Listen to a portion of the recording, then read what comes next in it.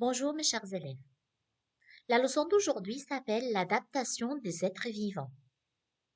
L'adaptation, c'est la modification dans le comportement de l'être vivant ou la composition de son corps ou les fonctions vitales de ses organes pour s'adapter avec le milieu où il vit. Exemple, les nageoires chez les baleines et les dauphins pour nager, les ailes chez la chauve-souris pour voler. Les plantes insectivores, ou plutôt les plantes carnivores, sont des plantes qui se nourrissent en partie d'insectes. Elles sont capables de les capturer et les digérer.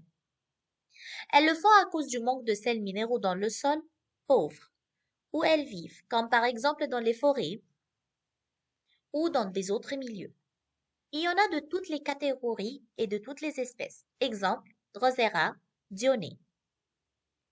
L'autre genre d'adaptation, adaptation du comportement, c'est l'hibernation.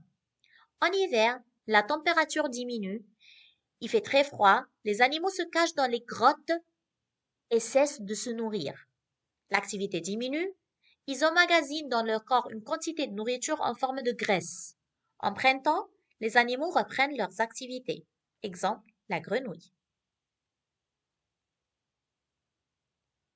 On a aussi l'estivation. En été, la température s'élève, il fait très chaud. Alors il y a une diminution dans la quantité d'eau et de pluie. Les animaux se cachent dans des trous humides. Exemple, la gerboise. Cette souris qui a de très longues pattes postérieures, de très longues oreilles et une très longue queue qui lui cause l'équilibre, ainsi que l'escargot. Merci mes chers élèves et à bientôt.